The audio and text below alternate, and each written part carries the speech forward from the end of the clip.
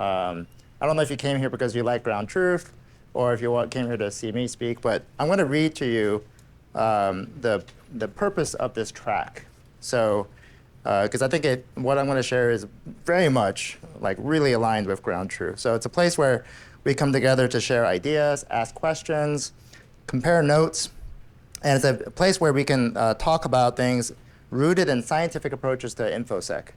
So if you think about a lot of what we do, it's very much what we call art, black magic, defense against the dark arts type of stuff. And it works for a time, but it really leaves a lot of us confused about like, well, how did you do that? Or why do you think this way, or whatever else it is. And so I think ground truth, for me, this is like one of my favorite types of tracks because we can really think deeply about the problems that we're facing and seeing basically if there's a different way we should approach it.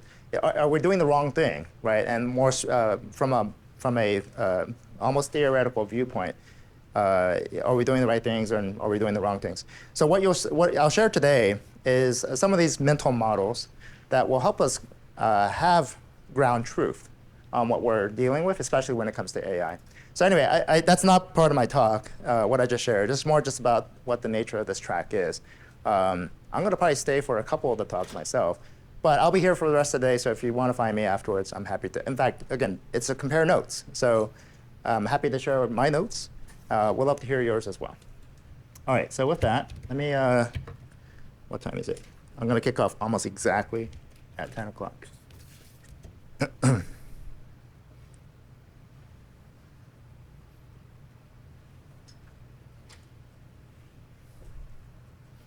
Okay, 10 o'clock.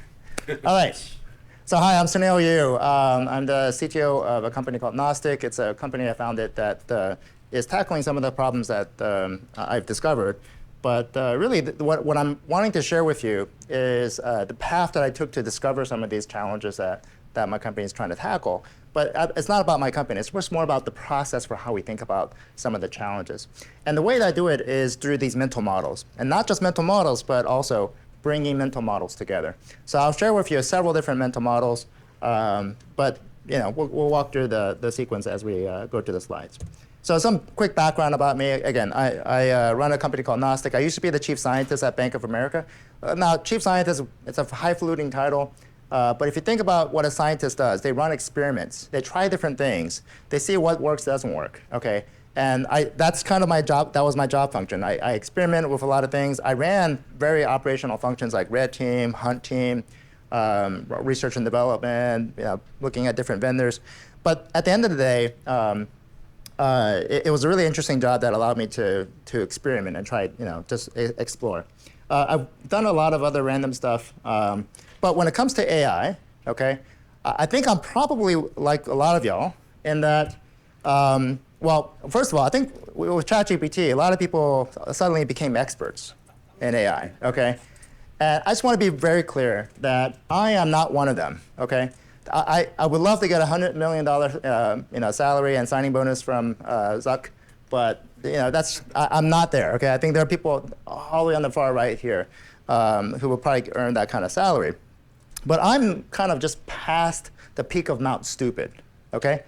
And unfortunately, there are a lot of people who are still at the peak of Mount Stupid. You probably run into them yourself. I hope I'm not one of them, but more so, what I wanted to share with you is how I got past that peak of Mount Stupid. But moreover, not just getting past the peak of Mount Stupid, but the question is, if you consider this bottom part, this competence line, to be time, like it takes time to gain competence, okay? How do you shorten that line? How do you make it smaller? How do you squeeze it? Because this space is moving so fast that it's almost as if you learn something new and all of a sudden the world's already changed. And I think the skill that I have, or the skill that I've tried to adapt to this, is to use mental models to shorten my time to competency. And this applies for not just AI, but just pretty much anything that we deal with in security or life in general. We want to be able to shrink this time frame. And I believe that mental models is one of the keys for doing that. Mental models is how we communicate with one another as well. It's a shared reference point. If we have different mental models, then when I communicate to you something about networks, and your mental model is, one person's mental model is the OSI model, and another person's mental model is Novell's, did they even have one? I don't know if they even had a network mental model. But you'd end up with like, what are you talking about, right? It's a very different communications protocol that you have, and a human communications protocol. Our human communications protocol is mental models. That is our API for our brain, okay? Mental models are the APIs for our brains. It enables us to be able to share very elegantly and efficiently. And what I'm going to share with you is, again, a couple of different mental models. But better than that is when you start bringing these mental models together, okay? When you start merging these mental models together, you discover some really interesting things about the space that we're in. And some of these mental models you probably have already heard of. Like, who's heard of the OODA loop? Okay, if you haven't already, definitely there's a lot of applications in security for it. But you may, some of these other models that you may not have heard of, we'll talk about them as well, okay? But this whole notion of merging mental models is pretty key. But it's also the notion of how do you use existing mental models and adapt it to the space that you're in, okay? So I'll start with a really simple mental model. It's one that some of y'all may be familiar with. It's a famous, it's called a serenity prayer, okay? Hey, God, grant me the serenity to accept the things I cannot change, and the courage to change things that I can, and the wisdom to know the difference. Most people are probably familiar with this prayer. But if you're in risk management, you should probably have a similar prayer, okay? Grant me the serenity to accept the risks I cannot change, and the courage to risk mitigate the things that I can, okay? You see how it's simple adaptation, but it's exactly what we do in security. If you're in risk management, then you want to be able to accept the things, you have risks that you can't do anything about, and so you just say, okay, I risk accept, okay? All right, now, here's the thing. I've taken this simple mental model, and I merged it with another one. The other one is called the Cynefin framework. So the Cynefin framework is a simple framework. It's a bit more complex, but it's this construct that goes from chaotic to complex to complicated to clear. There's many things that we see in the world that go through this cycle. And when it comes to AI, let's say, think about where you are, where your organization is with AI. Are you in chaotic? Are you in complex? Are you in complicated? Or are you clear? What stage are you in? Okay? Now, I've asked this question to hundreds of people, and they generally put themselves somewhere between chaotic to complex. Okay? But this mental model is useful because it says, well, what do you do to move from one stage to the next? If you want to move from chaotic to complex, it means that you should run multiple experiments. Remember what I did at Bank of America? I ran experiments. My job at Bank of America was to move us quickly from chaotic to complex, okay? Not necessarily move past that, but the idea being run experiments, run experiments, run experiments. So if you are not running experiments with AI, you will stay in chaotic. You will not move from that. If you're prohibiting the business from running experiments with AI, the business will hate you and fire you at some point, but they're not going to move past chaotic either. You have to run experiments because you have to then understand what works and what doesn't work for the business. So this mental model is useful in just being able to understand where are you today and what actions you can take. But let me go back and merge it back with the previous mental model. On the left are things you cannot change. On the right, there are things you can change. On the left, you're in a predicament. You don't have a problem. You have a predicament. And if predicaments, the best you can do is manage your risks. On the right, if you have a problem, just go solve it, okay? And the way you solve it is usually you buy technology. On the left, you usually buy people and services, okay? When it comes to automation, okay, and these are all, this is the same mental model, but I've layered all these different ways to think about it. Going from chaotic to complex, don't even think about automation. You don't even know what you want to automate, okay?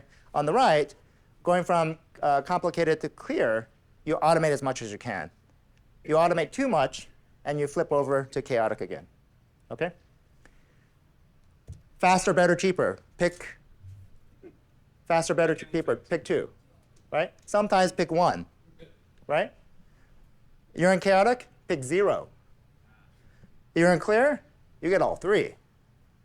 So it's a different, I mean, everyone's, well, not, many of you have heard of faster, better, cheaper, but now you have it in a slightly different context, and the mental model of faster, better, cheaper with the Cynefin model with the Serenity Prayer. You see how all these come together and gives you a much deeper understanding of why can we only pick one or two, faster, better, cheaper? Well, it might be because you're in one of these different states. Or rather, let me ask a different question. When it comes to AI, do you feel like things are, like in terms of the solutions you have, are they faster, better, and cheaper? Or is it slow? Is it worse? And is it expensive? Well, if it's all three of those, slow, worse, and expensive, you're probably in chaotic. It's just another way to calibrate where you are.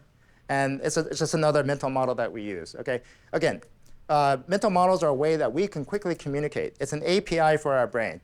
When I say faster, better, and cheaper, those who understand what that means, you're like, oh, yeah, pick one, pick two, right? And maybe the one you pick may be slightly different than the one I pick, but we instantly understand the construct of faster, better, and cheaper, and we move much faster in our ability to gain competence in that space. Okay? So that's an example. Now, there's a problem with mental models, okay? The problem is called out by this famous Nobel Prize-winning economist, psychologist, who won a Nobel Prize in economics. He says theory-induced blindness. So change the word theory, replace it with the word model, and you have model-induced blindness. Once you have accepted a model as a tool in your thinking, it's extraordinarily difficult to notice the flaws of that model, okay? Because you just see the world through that one particular model. There's a corresponding quote from a guy named George Box, all models are wrong, but some are useful. Okay, so they're both true. All models are wrong because that model is not a full representation of reality. It's a abstraction of reality, and you're trying to do your best to try to squeeze reality into it, and sometimes it just doesn't work, okay? And other times it works really well. You got to figure out what's the right model for the right situation. So the example I just gave with the Cynefin model, with the faster, better, cheaper, it's just a model that gives you one view of the world, but doesn't work for everything. And it works, some of it works for AI and some of it doesn't. So now I fall to this particular trap all the time because I created my own model. It's something called the cyber defense matrix. So if you're not familiar with it, you can look it up. But I created this model because when I was at Bank of America, my job was to talk to lots of vendors and try to figure out what they do. And of course, the answer from them that I get is they do everything. Like, no, you don't. Right? So I'm trying to figure out exactly what they do. And so I use this as a mental model, and a working model, to say, OK, tell me what you do, and I'm gonna put you in one of these boxes. And this allowed me to quickly understand and remember a lot of these vendors that we see all the time. OK? But naturally, you would ask, I'm sure, the question, or at least I asked the question, OK, great. Where does AI fit in this? OK? I mean, for me, that was my natural. That's a question I get all the time. Like, where does AI fit in the cyber defense matrix? And I was like, I have some ideas, but I don't know if this is the right model for that. And I struggled to figure out what the right model is. But I discovered a way to understand where AI fits because I started to merge mental models. Okay? And to merge that, now I have to caution you all. I'm going to start throwing more variables into this. And when I throw more variables, people get confused, and there's an inverse correlation between the number of variables you give to an executive and their ability to make a good decision. Okay, one variable, they'll make a decision very quickly. Two, by the way, just so you know what the curve looks like in this, you give them no variables, and their decision quality, their decision confidence is like down here. Okay, you give them one variable or two variables, it goes up here. You give them more variables, and it drops all the way down here. And then if you add more variables, eventually it kind of goes like this again. Does that curve look very familiar to you? OK. All right. I'll explain that more later. Anyway, so I'm going to add more variables, and apologies in advance. So I looked at this and said, OK, gee, I wonder what does each of these different asset classes has another domain or has a deeper view of it. And I said, OK, what if I know that OSI model, we talked about that earlier, has a 7-layered model for networks. And I said, gee, I wonder if all these other domains have something similar. Well, when I looked at AI, like the domain that was most relevant for AI was data. Okay? And I said, I wonder if data has another domain, like its own sort of layered view of the world. And Lo and behold, it does. It's called the DIKW pyramid. And that stands for data, information, knowledge, and wisdom. Okay? So another mental model. And when I studied this mental model more closely, I realized, hey, gee, look, it looks like a lot of the things that we're seeing with, like, you hear the word all the time. These are knowledge-based systems. These are knowledge systems. These are helping us manage knowledge, deliver knowledge. You're not really hearing these words much anymore, but these LLMs are really about knowledge. And I would argue that we've moved up this pyramid where we are now operating at the knowledge level, and we're not really just operating at these levels anymore. To borrow a networking terminology, we're not operating at just layer 3 and 4 anymore. We have like a new layer 7 protocol that we're having to deal with. Now, when we use this mental model, I was also trying to figure out, OK, how do I understand the problem space of AI itself? Like, define the AI problem space. Well, in isolation, that's kind of hard. I have to think about, well, like AI seems like a brand new thing. But if I can replace the word AI with the word knowledge, I now have a way to anchor my understanding. Because I know my problem space for data. Problems like data engineering and data security and data quality and data privacy. All these suffixes that you can apply to the word data also apply to the word information. And then when you apply it to the word knowledge, you now have the problem space for AI. Okay? So the DIKW pyramid plus AI gives us the shape of the knowledge economy. These are the problems that we're going to run into and the challenges that we're going to face when it comes to AI. Okay? Let me give you some examples of just thinking through this. And by the way, when I first did this exercise like 8 years ago, when I saw this pattern, I didn't know what some of these words meant. Like, for example, knowledge quality. It's like, what is knowledge quality? Anyone know what a knowledge quality issue is today? Hallucinations, that's right, exactly. That is a knowledge quality issue. Now, here's an interesting challenge. Let's suppose, OK, so usually when we say, hey, I have a knowledge quality issue, we say, you know what, the reason why I have that is because my data quality sucks. But let me offer a perspective here. What if your data quality was perfect? Would you still have a hallucination issue? Would you still have a knowledge quality issue? Yes. You absolutely would. OK? All right, let's pick another one. Knowledge privacy. What's knowledge privacy? Well, you know what data privacy is. But knowledge privacy became pretty evident when we had Cambridge Analytica. And the issue associated with Cambridge Analytica, I mean, like, try to stop what Cambridge Analytica, like, go into Facebook and turn off what your political preferences are. There is no field for that, OK? It was all inferred from this. So knowledge privacy is an inferred attribute of you. And when we talk about privacy regulation, we focus a lot on this, but what we really mean is this. Okay? What we really, really care about is this, but yet most of the time we're focused on stuff down here. Again, hopefully you see the same problem. Again, fix your data. Does that actually fix your knowledge issues? You have perfect data quality, you'll still have knowledge quality issues. You've tried to make this privacy preserving in every possible way. Will you still have inference issues? You absolutely will. Okay? And this became evident for me when I was looking at what is knowledge security. So, you know, we're all security people. We're like, I was trying to figure out what exactly was knowledge security. Well, it's pretty evident in the context of you roll out a large language model inside of an enterprise. You do it because you want to share institutional knowledge, but it also accelerates your ability to find lots of overshared content. And so this is not necessarily a good thing, because now you're starting to, if your organization is trying to roll out Copilot or Gemini or Glean or whatever else it might be, you're going to run into these sort of issues. Okay? Now, people run into those issues, and what's the first reaction that we get? My data governance sucks. I haven't done any data classification. All my permissions suck, right? Agree? Well, think about that, though. That's solving the problem down here again. OK? And if I solve the problem down here, not only is it solving at the wrong layer, but here's the effect of it. I'm basically squeezing this bottom part of this pyramid. And when I squeeze this bottom part, you figure out what happens next, which is my LLM becomes stupid. And who wants that, right? Nobody wants a stupid LLM. What's the point of that?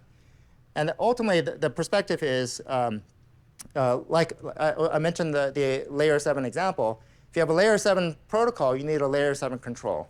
That is how Palo Alto ended up with the next-gen firewall. We need the sort of next-gen approach for this new LLM space. And as much as we keep turning to this type of stuff, we have to recognize that at some point, these become somewhat obsolete.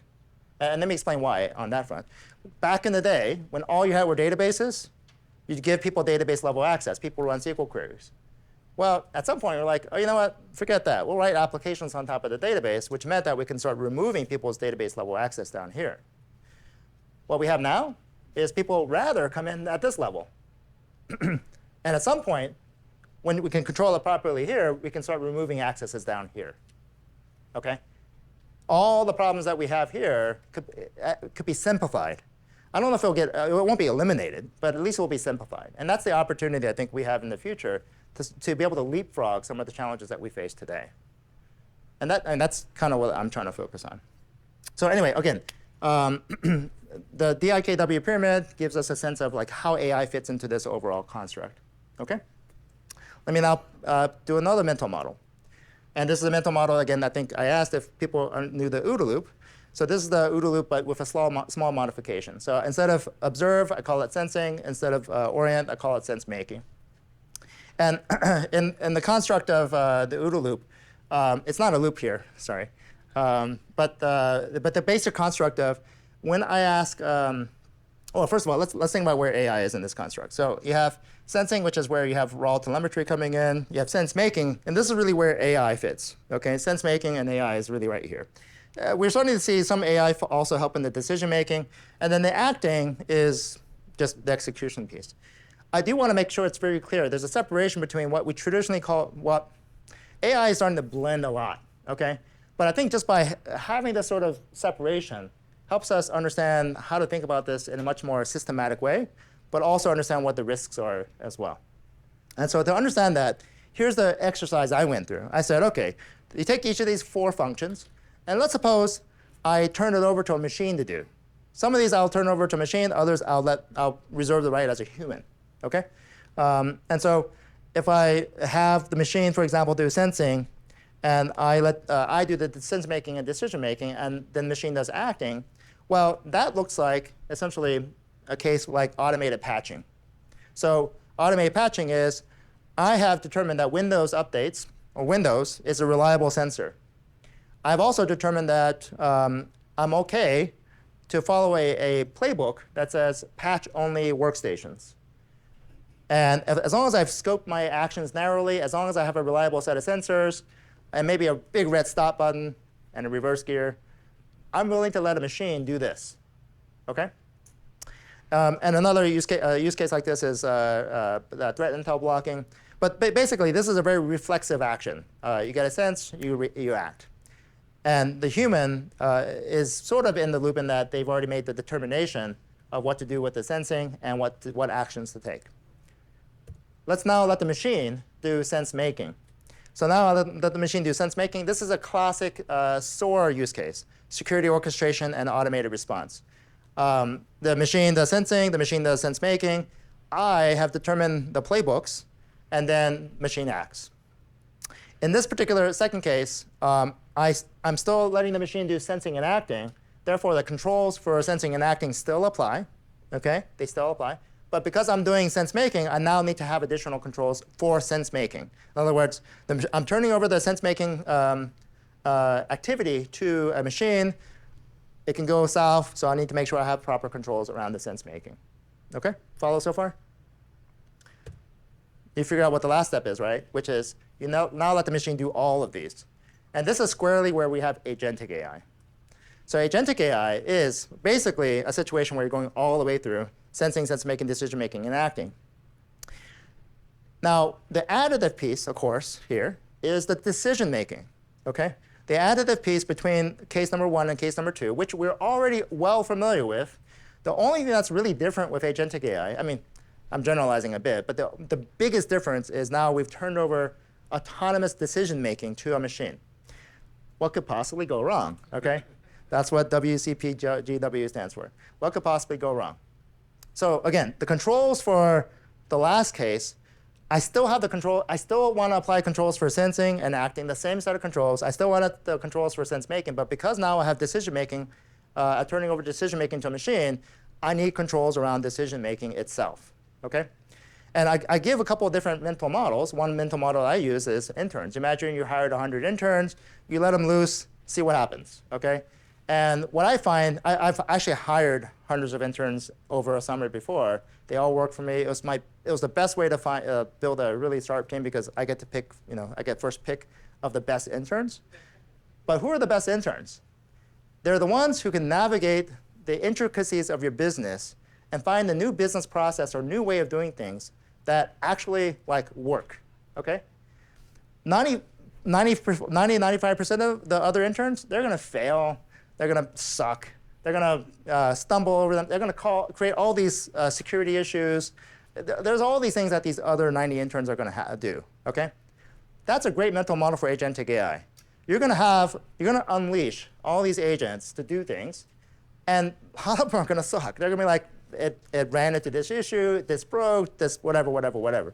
But 5–10% of them are like, whoa, that's actually pretty clever. Okay? And what do you do once you find that new business process? You bake it into business as usual, which is case number 1 or case number 2. The biggest benefit of agentic AI, in my view, is actually not the action. It's the discovery of the process that led to that action. It's the process that led to that outcome. And so in the context of how we think about agentic AI, we generally think of it as, oh, look at all the things it can do for us. But what if instead it's a significant investment or opportunity to invest in process, not just the action itself, okay? So let me now map it back to the cyber defense matrix. So cyber defense matrix I shared earlier, I didn't really talk about this bottom part. And the bottom part, I mentioned that there's this degree of dependency on people, process, and technology. People, process, and technology, by the way, is another mental model. Okay? This itself is a merger of at least 3 mental models. And it's super powerful just because I've merged them together. But one of the things I merged, of course, was this people, process, and technology. Now, we think of AI as displacing people as, that's the concern that we all have, right? AI is going to displace us. And it will happen. I think it's, I'm not saying that it's not going to happen. But if you think about agentic AI, what if agentic AI is actually an investment in process? Okay, let me give you a scenario. I hire McKinsey or some consultancy. They come in and they say, oh, you know what? You need to rework these different business processes. And you're like, oh, you guys are great. That means I realized I overhired these 10 people because I don't really need them anymore because the business processes are better. So these 10 people who get laid off, they can yell at McKinsey and say, McKinsey, they're the ones they're the reasons why that my job got fired. Well, actually, sorta. I mean, McKinsey helped the business figure out how to be more optimal and more efficient, but there's no McKinsey consultant that's taking over your job, okay? All right, now replace the McKinsey consultant with an AI agent, and the AI agent says, hey, here's a new business process that makes it much more efficient.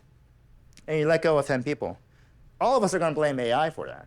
But really, we should be blaming the inefficient business processes. There's a wonderful scene from the movie Founder, McDonald's story. Anyone see the courtyard? Anyone know what the courtyard scene is, or the tennis court scene? I should have a video here, but it's a beautiful scene. It's a beautiful scene of the McDonald's founders working with their team on a tennis court. They draw the layout of the kitchen and so on and so forth, and they keep redesigning it, doing these different things. And they found out a way to get a burger cooked from 30 minutes to 30 seconds, okay? And in doing so, this is the story that you didn't hear, but they laid off 22 people. They improved their business processes, and they laid off 22 people. They kept only 12. So they had 34 people, and they cut basically like 2/3 of their staff to do the business processes being improved, okay? So going back to my comment earlier, the agentic AI, I think the biggest, most underinvested part of anybody is not the people and technology, it's the business processes. And what if agentic AI actually allows us to really truly invest in business processes, at which point we will absolutely see good job cuts, but not because of AI, but because the business itself has figured out how to be more efficient. We will still lose jobs to AI directly, okay? Don't get me wrong there. But we may lose more jobs to better business processes. Okay? I know that's pretty, that's not very, happy sounding, but, just being aware. Okay? All right. So now let me now combine all these different mental models. So cyber defense matrix, Cynefin, OODA loop. Okay. So first is this notion of chaotic to complex to complicated to clear. We tend to actually move left to right, right to left when it comes to the cyber defense matrix. We usually find ourselves in some chaotic situation. Oh, hey, I just got hit by ransomware. Chaos, right? But along the way, what we discover is, okay, what just happened? Let's figure out. We have to. When you're in chaos, you act. You move in a direction. The worst thing to do is stand still. Moving is better than standing still. Even going in the wrong direction is better than going in no direction at all. Because once you know you're in a once you go in a direction, you can know if you're going in the wrong direction. But anyway, over time, you figure out what the right processes and playbooks are. Again, this is where I think agentic AI is going to help us identify. And of course, the codification of it will be accelerated through AI as well. And then eventually, we want to codify it into technology itself. And when it becomes codified into technology, that's when things become clear. And with vibe coding and whatnot, we might eventually get there as well. In the context of how I look at the problem space here, on the left, usually we're fighting against technology. On the right, we're fighting against people. Okay, but throughout the whole time, we're also fighting against business processes. And business processes, again, is the most underinvested aspect of our business today. All right, so again, I had to, each of these mental models has its own sort of complexity. If you saw this coming in, you'd be like, what the heck is this? But hopefully you see how these different mental models merge together to give you a much more complete picture of the challenges that we're dealing with, okay? All right, let me now give you a whole different mental model. And this will also give us a sense of like how to think about where we're going with AI in general too. So there's this great book by Max Bennett, by A Brief History of Intelligence, and he talks about these major breakthroughs in brain evolution. And there's 5 stages. The first stage is steering. Basically, you end up with these bilateral systems, and it makes a decision to go left or right. Okay, instead of like this amoeba where it just kind of just floats. Okay. Next stage is reinforcement learning. Reinforcement learning. Hey, I turn right. I get positive reward. I'll keep turning right. The next stage is simulating. This is where the most advanced AI systems are today. And this is a situation where you say, what if I go left? What if I go right? Go straight, okay? So this is where the most advanced AI systems are. The next stage after that is called mentalizing. And this is a hot area of like AI research today. This is also squarely where the study of like AI safety comes in. How do we ensure that AI systems are aligned to our values? So mentalizing, it's also called theory of mind. It's trying to understand the intent of others. What are you trying to do? And can I infer that intent and then adhere to that, whatever it is? That's exactly what we want machines to do. I tell a machine, hey, get me to the airport as quickly as possible. I want the machine to infer that I don't want to break any laws. I like to still be alive when I get there. I like to not be nauseated, okay? I like to not, there may be various other conditions, but they're all inferred. And I need the machine to understand my intent and not just, run over people and kill me along the way. Okay. The last stage, interestingly enough, is language. Okay. It seems odd that language is at the end, but it's interesting because more than likely, whatever language the AI systems come up with at the very end, it's probably not a language that we're going to understand. Okay. But the point is that the language. The breakthrough comes at the language breakthrough comes at the end. Now, I want to focus on 2 of these for now, because there's a mental model that is relevant here. And the mental model, well, so first of all, most systems that we have are reinforcement learning based. Again, I mentioned the most advanced systems are in simulating, but most of our systems, including large language models, are in reinforcement learning. And it has these different shortfalls. It's prone to bias, it's overconfident, it's unexplainable. These are all things that are reinforcement learning that we see with reinforcement learning systems. So if you try to get an LLM to explain itself, this is like a inherent flaw, okay? A flaw that you can't just say, oh, I can go. This is not fixable, okay? That's the point. This is not a fixable thing, at least not with reinforcement learning systems. It's not fixable. But there are controls that we can put in, and the controls are actually like things like checklists or the control is actually simulation, okay? So the control, in other words, you have simulating on the right. The control for reinforcement learning is what you see on the right, okay? But what's really, really fascinating on top of all this is that this maps to another mental model called System 1 versus System 2. So I mentioned Daniel Kahneman earlier. One of his claims to fame is that he figured out that our brains operate in these two different modes, System 1 and System 2. LLMs operate in System 1.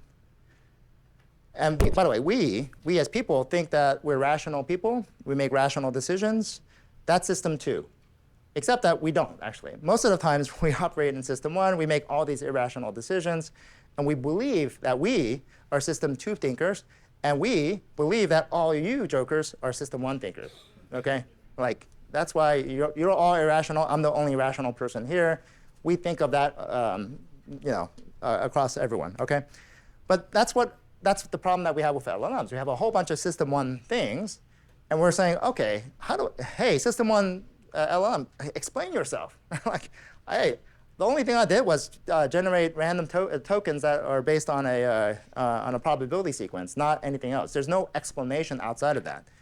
What you need is a System 2 type of construct. And the System 2 construct is essentially things like mental models, okay? What is a mental model but a way that we can simulate the world and say, huh, does this fit into this mental model? Not all mental models are right, okay? Some are wrong. But the more mental models you have, the more you actually are operating like System 2 people.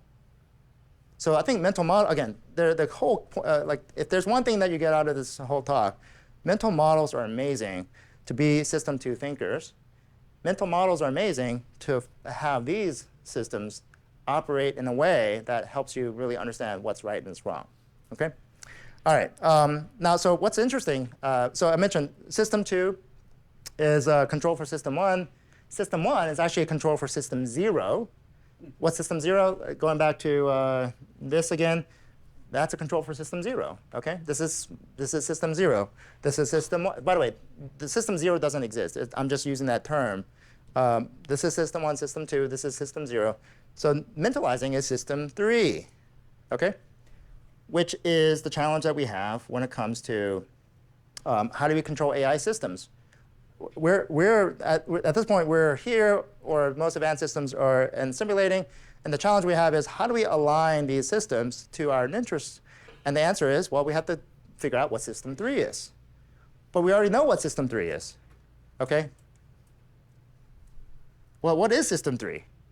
Well, the key question that I was trying to struggle with is, we're talking about AI. I mentioned earlier, mentalizing and theory of mind, this is where the forefront of most of AI research is in.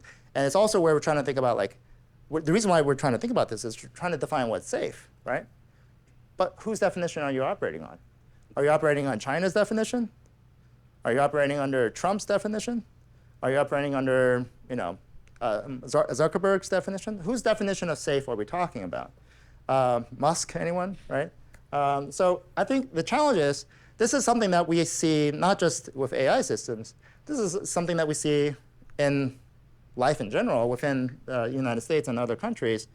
And the way that we struggle through this is politics, okay? Who's right?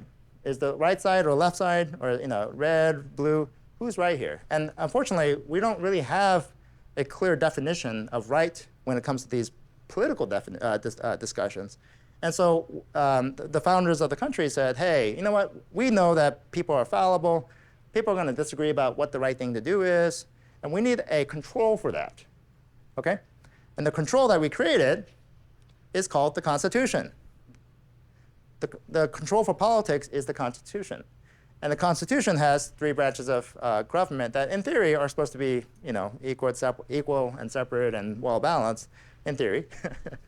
But what was also interesting was Patrick Henry had this quote: "The Constitution is not an instrument for the government to restrain the people. It's an instrument for the people to restrain the government." Okay? The Constitution is not an instrument for the machine to restrain the people. It's an instrument for the people to restrain the machine. So Anthropic has something that they call the constitutional AI. And you can read about it. But the idea of a constitution is what I think will help us understand what to do with this next stage of AI. So again, it's a mental model, the constitution, or the idea of a constitution, but moreover, the structure of the constitution of 3 but separate bodies is what we're looking for. Now, in many organizations, we don't have a legislative, executive, judicial branch, okay? But so I was trying to find a similar sort of model within organizations, and I found one. And it's called Westrom's Typology of Organizational Culture. So Ron Westrom, he wrote about this like 11, 12 years ago. And he identified 3 different organizational typologies. And he said every organization falls into one of these. I think actually every organization has a combination of all 3 of these. But what are those 3? The first one is called pathological. Pathological, information's hidden, messengers are shot, ideas are crushed. What a wonderful place to work in, right? All right. Bureau of Labor Statistics. The next one is called bureaucratic. And most people understand what bureaucratic is, but generally it slows things down, and bureaucracy no one really likes, but we tolerate it, okay? But what was really fascinating in his talk, in his construct, is that the third he called generative. I was like, wow, interesting. This is like 12 years ago. He said, hey, we have generative organizations. So I was looking at this and I said, well, we have generative AI. What exactly is a bureaucratic AI and what exactly is a pathological AI? Okay? I mentioned earlier, every organization is actually a combination of all 3. And if you have an organization that is out of balance, let's say Enron, and they're all only generative, then you end up with the kind of chaos that we see. What do we have in AI today? It seems like all we have is generative. But what exactly is a bureaucratic AI? Well, a bureaucratic AI, in my view, slows the AI system down, gives us a chance to say, wait a second, hold on, wait, let me see if this is the right answer, whatever, okay? But a pathological AI, what exactly is that? Well, I mentioned earlier, like information is hidden. Remember what we're trying to do with oversharing of information? We actually want to hide certain things. So I'm sorry if this disturbs you, but I think this is a security function. Okay. If I think about an organization, the generative side is the business side, the money-making side. The bureaucratic side is the legal, HR, all that kind of stuff. Pathological, that's us, okay? But a pathological AI, what is its job? The job is not to terminate us.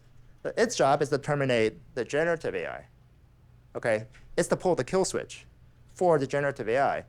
And so, again, it's all in balance. What do we, as much as we like to say we're business enablers, we're not, okay? We actually, there's a legitimate reason to stop the business and say, hey, business, no, we can't go there. And effectively, that's what we want with a pathological AI. Hey, generative AI system, don't go there. I have the ability to pull your kill switch, and I'm going to pull the kill switch. And people may hate me for that, like we do in security, but that's essentially, I think, the role of a system like this. And a balanced AI system, where a system where we have balance, whether it's agentic or whatever we end up with in the future, is going to have a combination of all 3. But today, all we have is generative. And that's a problem. Okay? So, multiple mental models. I shared one, the Cynefin model, just to be able to figure out what you should do next if you're in chaos. Knowledge, the DIKW pyramid. We have a new layer of controls. We have a new layer of we have a new layer of the OSI stack, so to speak, with AI. If you think about this as an AI OSI model, you can think of it as that and say, okay, we have a new way of thinking about what controls we need. If you want to understand the risks of AI, LLMs, and the controls for them, System 1 and System 2 thinking, it's such a perfect match. Agentic AI, the OODA loop, is a great model to think through what are the implications of what agentic AI will do. And then lastly, as we go into the future, I think the idea, as much as we eschew politics, it may actually become even much more interesting in terms of who makes the decisions of what is safe and what's the right balance of these different systems as well. So, let me just before I end, so I've shared a lot with you, okay, and you'll hear a lot of people talk about different things throughout this week, but how do you know what they're saying is correct, okay? And all I can offer to you is here are just mental models. Here's the API to help us communicate better. And if the structure that I gave you, or what I say to you, what somebody else says to you, doesn't fit that model, either they're wrong or the model's wrong, okay? But it's an easy test.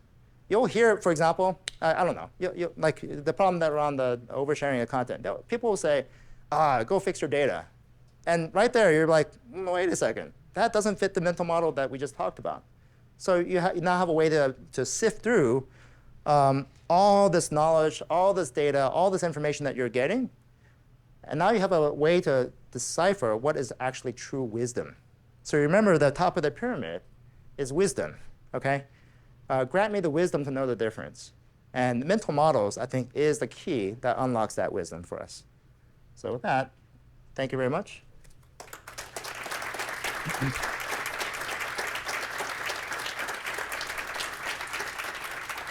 And I'll hang around for questions if you have any as well. So, and special prize if anyone notices anything interesting here.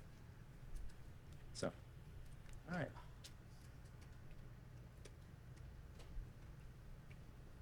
Hair color? No? Oh, yes. I gotten older. Nobody notices anything? Like squint.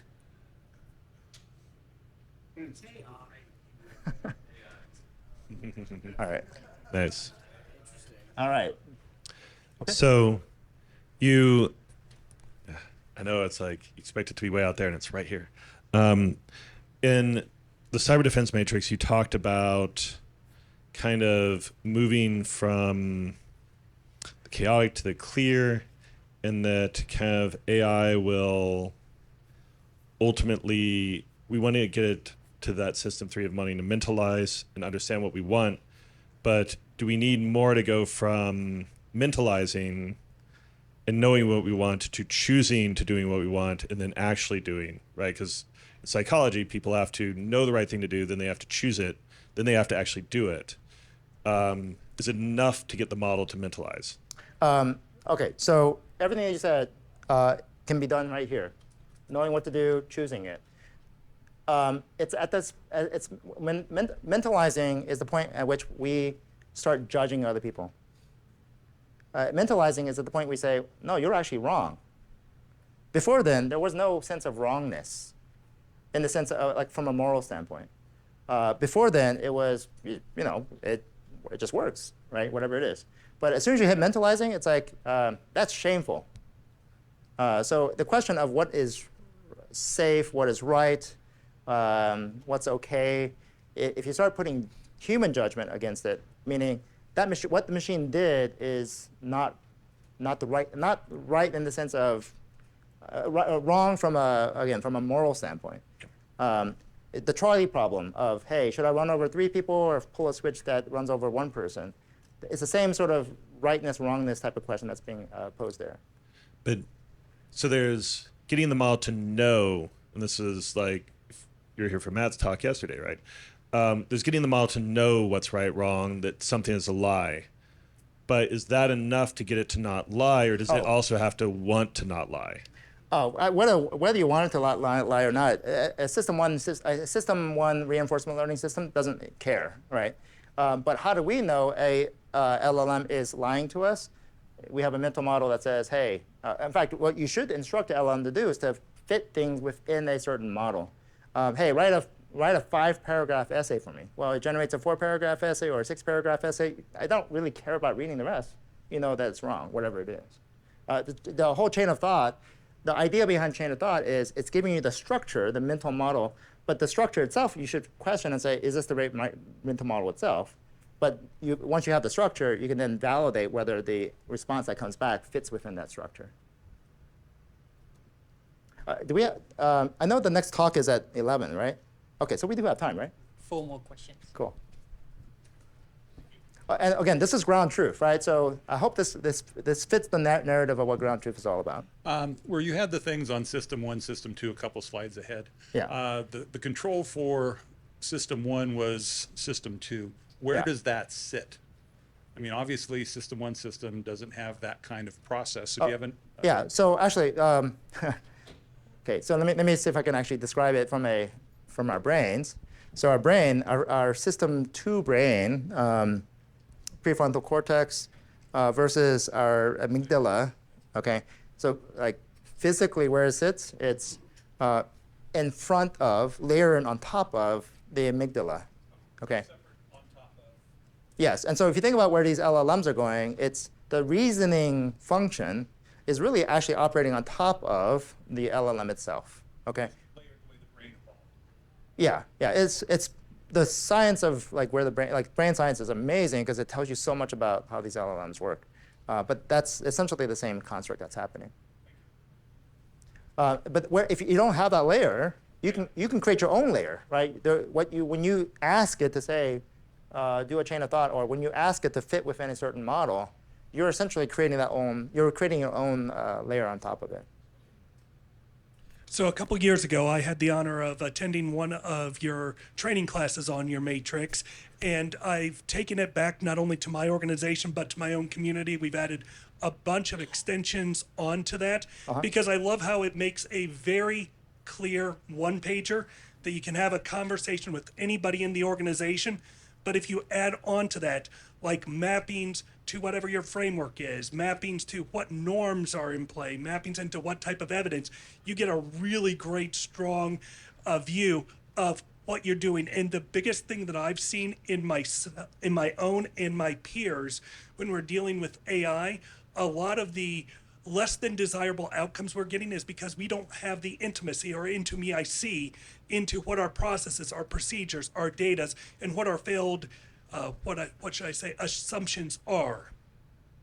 Well, going back to the notion of these mental models as a communications tool, right? It helps us. The mental model, the cyber defense matrix, has been extraordinarily useful for a lot of folks because it serves as a quick API to help us get on the same page, like literal page on certain things. At the end of the day, if this mental model or something there's other mental models for business processes.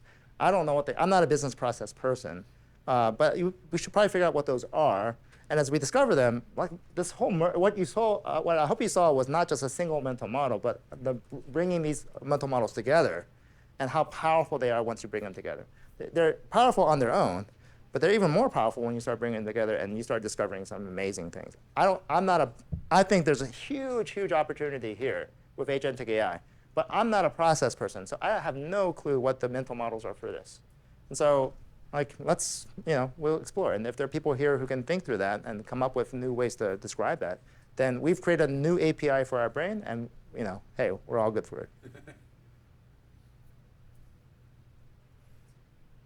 Any other questions? All right, well, thanks for your time.